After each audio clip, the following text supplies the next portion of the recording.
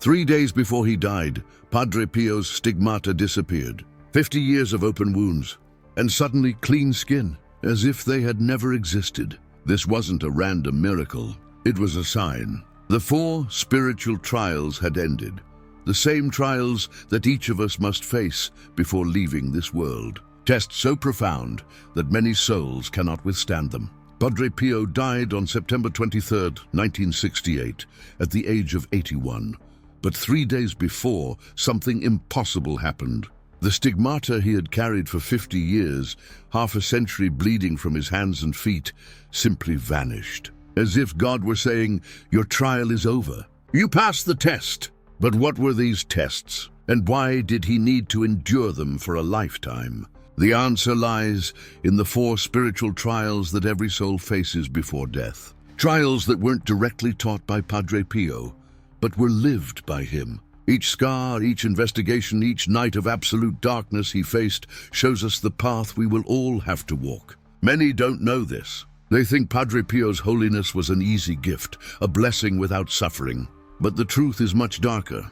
And if you don't know these 4 spiritual trials inspired by his life, you may fail at the most crucial moment of your existence. Comment protection to uncover these trials before it's too late. By the end of this video, you'll understand precisely how to navigate each test and why most souls fail without ever knowing why. Before we continue, did you know that Padre Pio was investigated by the Catholic Church 12 times?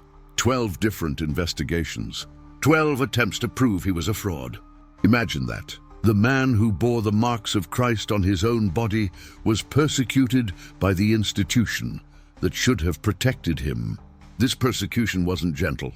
He was forbidden to hear confessions, forbidden to celebrate Mass publicly, forbidden to use his spiritual gifts precisely when the faithful needed him most. And for years, Padre Pio obeyed in silence. This is the first spiritual trial inspired by his life, faith under persecution. Many people think faith is believing when everything is going well, when miracles happen, when God seems close. But that's not true faith. Imagine a soldier who only fights when victory is guaranteed.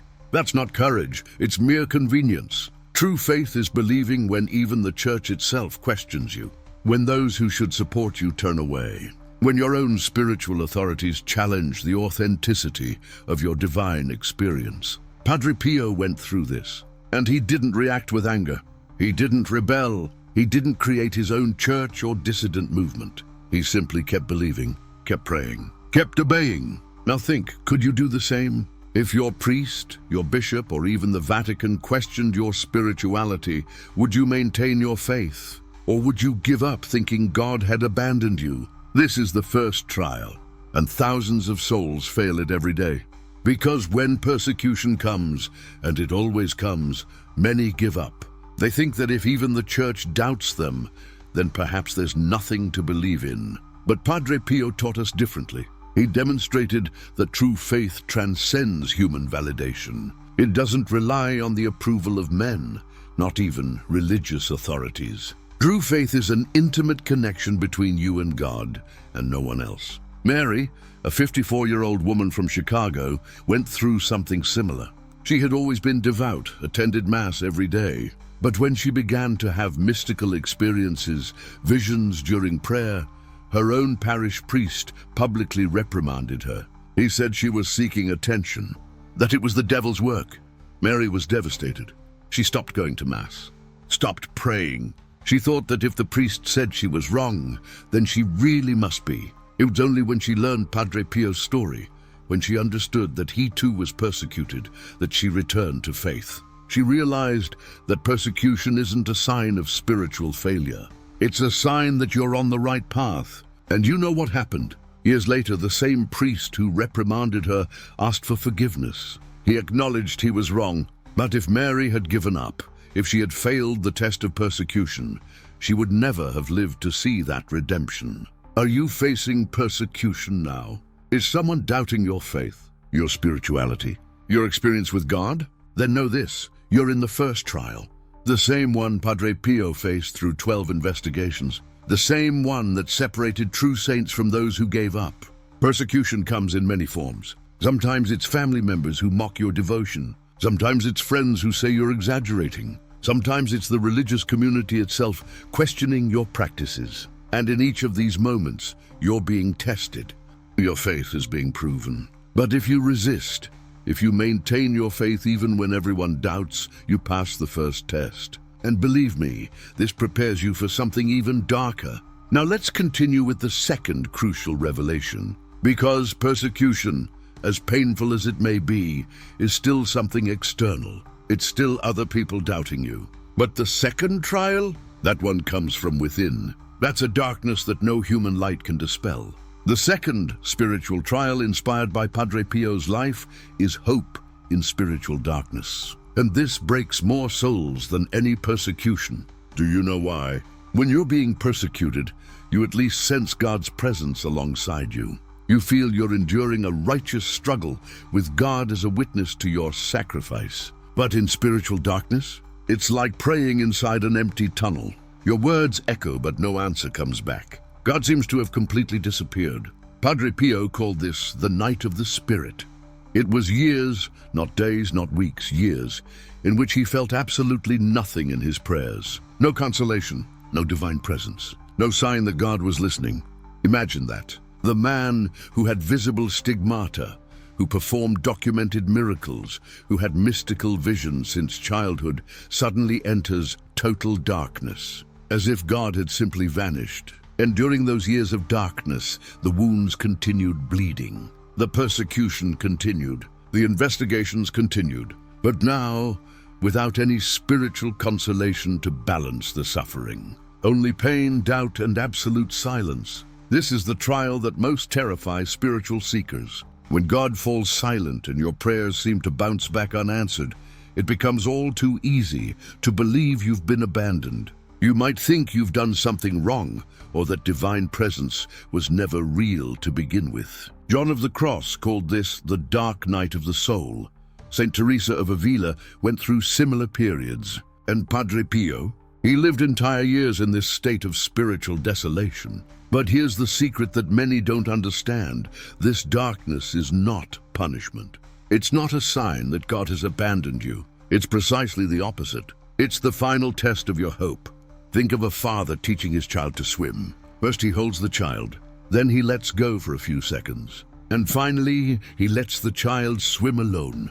Not because he abandoned them, but because he trusts. Spiritual darkness is God letting go of you so that your faith learns to swim on its own. When you maintain hope even without feeling anything. When you keep believing even when everything seems empty. When you persist in faith even without any emotional or spiritual reward, that's when you prove your faith is real. That you're not serving God for the feelings, but for true love. Padre Pio continued praying throughout the entire night of the Spirit. He continued celebrating Mass, continued hearing confessions, continued living as if God were present, even when he felt absolutely nothing.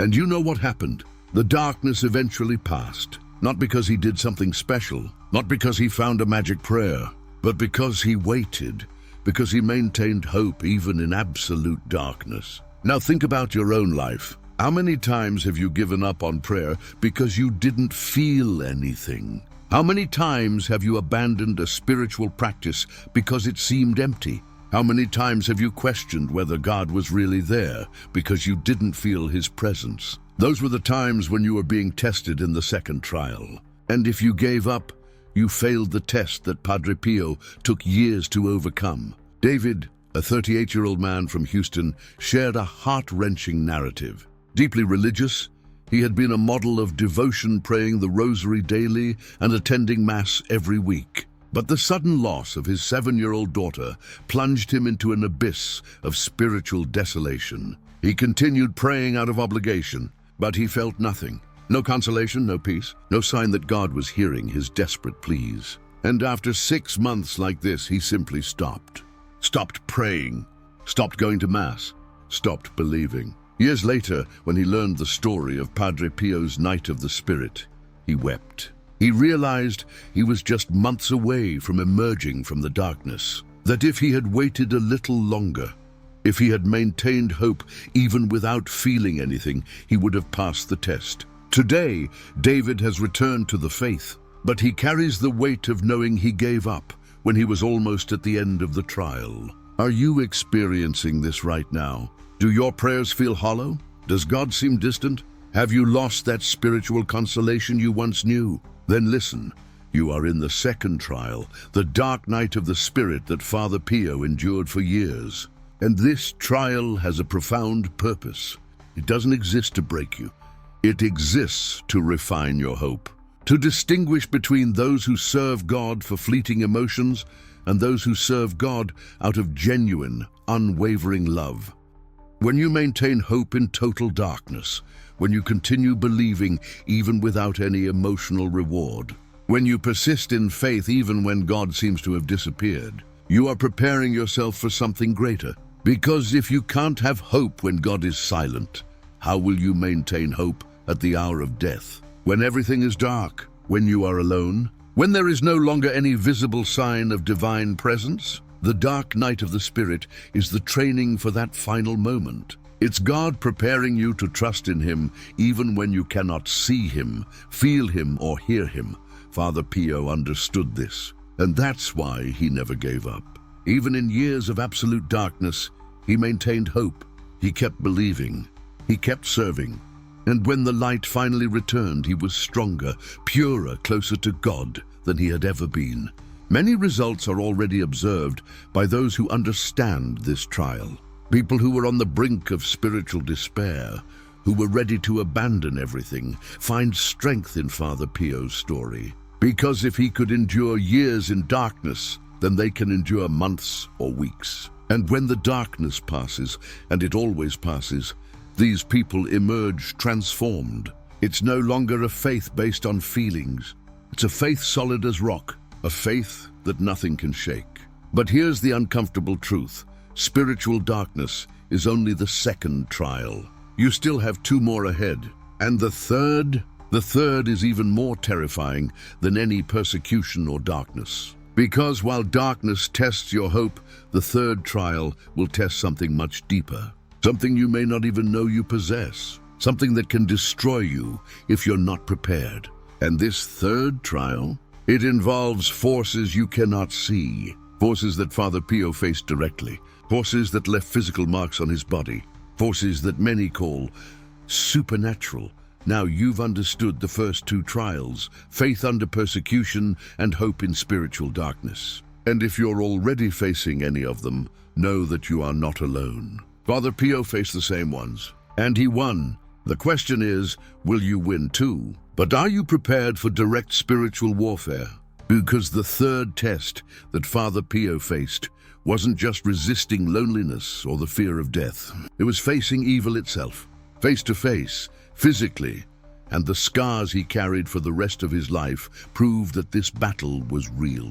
Many believe that spiritual struggle is merely a mental exercise, that simply praying is enough. But Father Pio's life reveals a stark truth.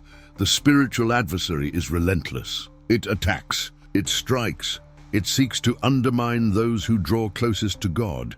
It's like climbing a mountain. The higher you go, the stronger the wind that tries to knock you down. And this is the third trial you need to understand. The third test is courage against the forces of evil. And I'm not talking about metaphors. I'm talking about real, documented, witnessed attacks. Father Pio encountered spiritual warfare not merely as temptation, but as visceral, physical combat. During the night, he would be violently assaulted. He would awaken covered in bruises, scratches, and marks across his body. The friars who shared his living space heard his anguished screams. They listened to the sounds of fierce struggle emanating from his room. And when they burst in, they would find Father Pio wounded and bleeding, yet still defiant, still standing, still praying. And you may be wondering, why did God allow this? Because holiness is not a gift, it's an achievement. And every battle that Father Pio won against evil strengthened his soul in a way that peace never would. He once said, "The devil is afraid of strong souls." And he proved it. 50 years with the stigmata, 50 years of constant physical pain. And in each demonic attack, he used the same weapons: the rosary, the crucifix, and the names of Jesus and Mary. In fact, these were his last words before dying. Jesus, Mary. The same words he shouted during nighttime attacks, because he knew that evil flees before these names. And this is not theory. It's practice. It's tested. It's proven. Imagine if you could face fear with the same courage that Father Pio had. Imagine if, at the moment of spiritual attack, you knew exactly what to do. Because the third test is not optional. It comes for everyone. It may be in the form of a violent temptation. It may be a paralyzing fear. It may be a situation where you feel that evil is winning. And in that moment, you have two choices: give in or fight. Father Pio chose to fight, and he won every time.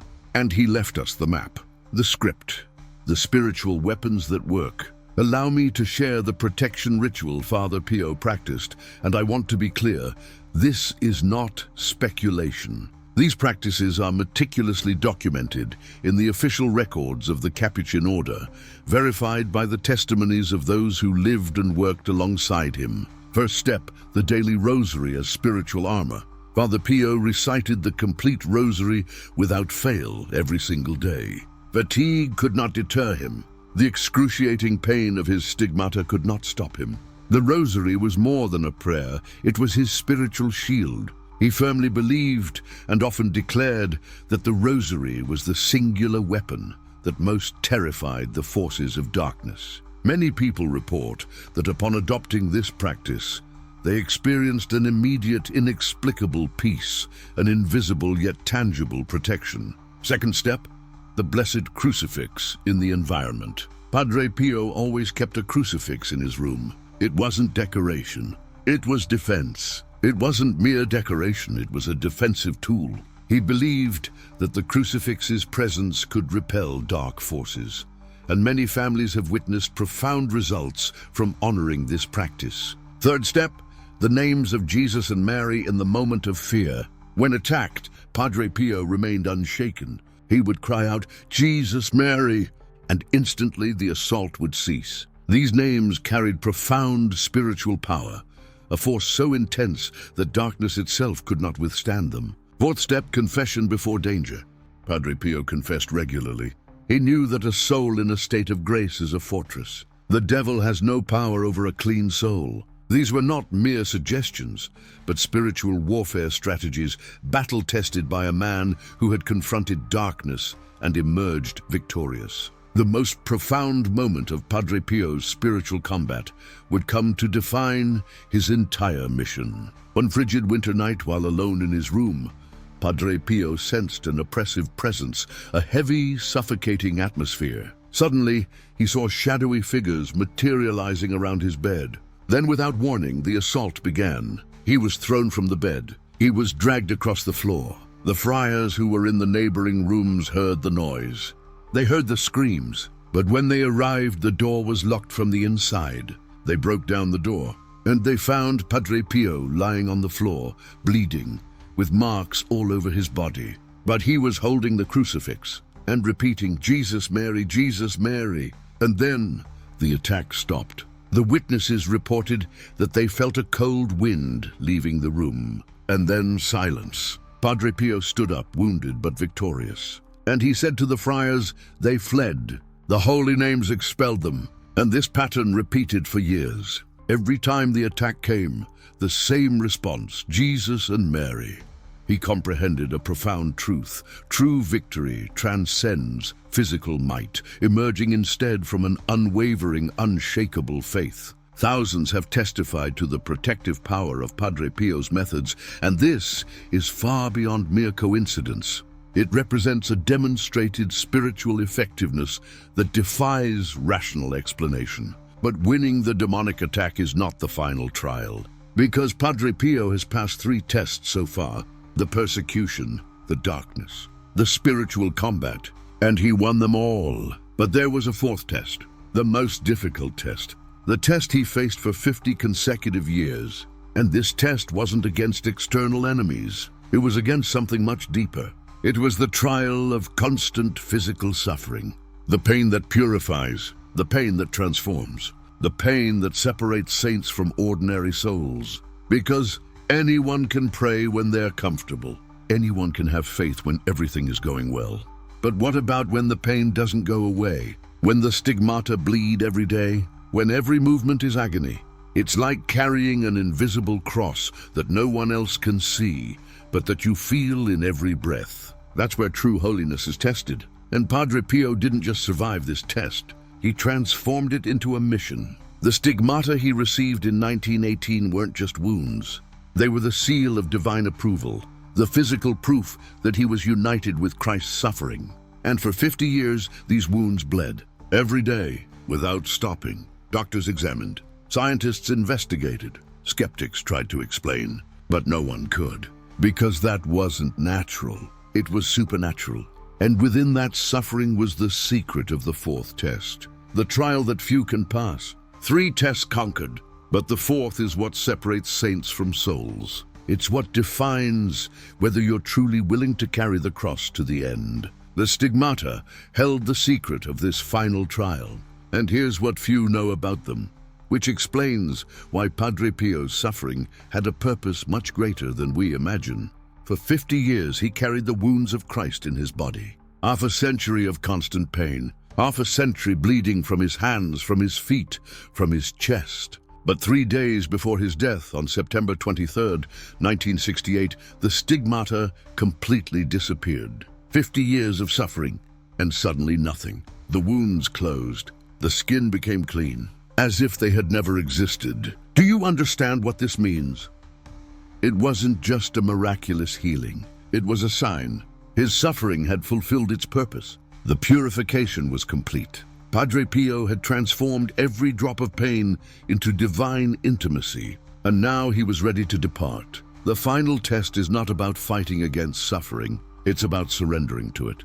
This is the fourth test, the test of surrender in suffering. And it's the most difficult of all. Because when pain comes, our instinct is to resist, fight, complain, ask, why me? But Padre Pio lived 50 years showing another way. He accepted the pain, not because he was a masochist, not because he liked to suffer, but because he understood something profound. Accepted suffering purifies the soul in a way that nothing else can. Think about it. 50 years of stigmata. 50 years in which every hand movement caused pain. Every step he took, he bled. Every time he touched something, it burned. And even so, he celebrated Mass. He heard confessions for up to 16 hours straight. He attended to the faithful. He never stopped. Because he had transformed physical suffering into spiritual power. And when his final hour arrived on September 23rd, 1968, at 81 years old, he embodied profound serenity. As death drew near, he repeated ceaselessly, "Jesus, Mary, Jesus, Mary, Jesus, Mary." No trace of fear clouded his spirit. No hint of despair touched his soul. There was only complete surrender, an absolute, unwavering trust that transcended mortal understanding. 3 days earlier, the stigmata had disappeared. The mission was accomplished. The purification complete. He had passed the test. Now here's the crucial question. How can you prepare yourself to pass this ultimate test? How can you ensure that when suffering arrives, you won't falter? Because suffering will come for every single one of us. The only real question is, will you be ready? Padre Pio left 5 spiritual rules for preparing the soul. 5 practices that he himself followed throughout his entire life. And these are the 5 rules that prepare you to face the 4 tests inspired by his story. Pay attention, because each rule corresponds to a shield against a specific trial. Rule number 1, weekly confession. This is the preparation for the test of persecution. When you confess your sins regularly, you keep your conscience clear. And when accusations come, when enemies point out your mistakes, when even your own mind condemns you, you'll have the peace of knowing, I've already confessed. I've already been forgiven. There's nothing left they can use against me. Padre Pio confessed weekly, even though he was a saint. If he needed to, how much more do we? Rule number 2, daily communion. This is the weapon for the test of spiritual darkness. When you receive the body of Christ every day, You're feeding on light itself. And when darkness comes, when faith seems to disappear, when God seems distant, you'll have the strength you accumulated day after day, communion after communion. Padre Pio never lost hope, even in 50 years of pain, because he fed daily on the bread of angels. Rule number 3, constant prayer. This is the protection in the test of the battle against evil. Padre Pio prayed without ceasing. Rosaries, novenas, spontaneous prayers. And when demons came to attack him physically, when all of hell rose up against him, he had a direct line to heaven. Constant prayer creates a spiritual fortress that no demon can penetrate. He taught, pray in the morning against sudden death, pray in the afternoon against evil, pray at night against temptation. Total protection, 24 hours a day. Rule number 4, examination of conscience. This is the acceptance for the test of surrender in suffering. Every day before sleeping, Padre Pio reviewed his actions. Where did I fail? Where did I succeed? What do I need to improve? This practice creates a soul ready to accept the truth about itself. And when suffering comes, you won't waste energy denying or complaining. You'll accept, learn, and grow because you're already accustomed to looking inward with honesty. Rule number 5, trust in divine mercy. This is the foundation of all tests. The ultimate security. Padre Pio repeated, don't worry about the past. Trust in the future. Surrender everything to God's mercy. And that's exactly what he did on September 23rd, 1968, when he repeated, Jesus, Mary, until his last breath. Total trust, complete surrender, absolute victory. These 5 rules aren't mere theory. They're the lived pathway of a saint who journeyed for 81 profound years. And they're the path you must begin walking immediately. Not tomorrow, not when the test arrives. Right now. Because the hard truth is this. You don't know when the tests will come. Persecution could start tomorrow. Darkness could fall tonight. Demons could attack at this very moment. Suffering could knock on your door in an hour. And if you're not prepared, you'll fail. But if you start now, if you implement these 5 rules, you'll be building the same spiritual fortress that protected Padre Pio for decades. Weekly confession cleanses your conscience. Daily communion feeds your faith. Constant prayer protects your soul. Examination of conscience prepares your surrender. Trust in mercy guarantees your victory. Now you know the 4 tests inspired by the saint who conquered them. Persecution, darkness, battle against evil, surrender in suffering. They're not inventions. They're trials that Padre Pio lived in flesh and blood. He was persecuted by the Vatican. He went through nights of spiritual dryness. He fought physically against demons. He carried stigmata for 50 years. And he won all the tests. You've received something precious here. The 5 rules that protected a saint for 81 years. The exact preparation for the 4 tests that every Christian faces. And Padre Pio's final words, Jesus, Mary, as a spiritual shield validated by half a century of battles won. Now you have the tools. The critical question is, will you deploy them before the tests descend? If this wisdom resonates with you, share in the comments which of the 4 tests unsettles you most.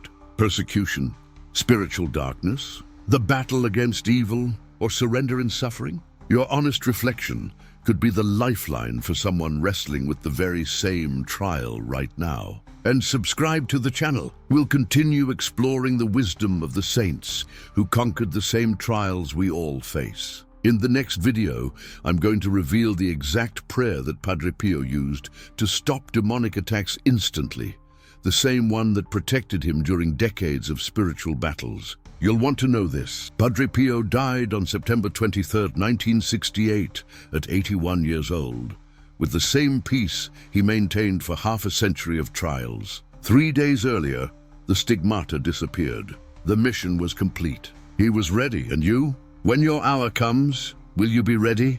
The 5 rules are before you. The 4 tests revealed.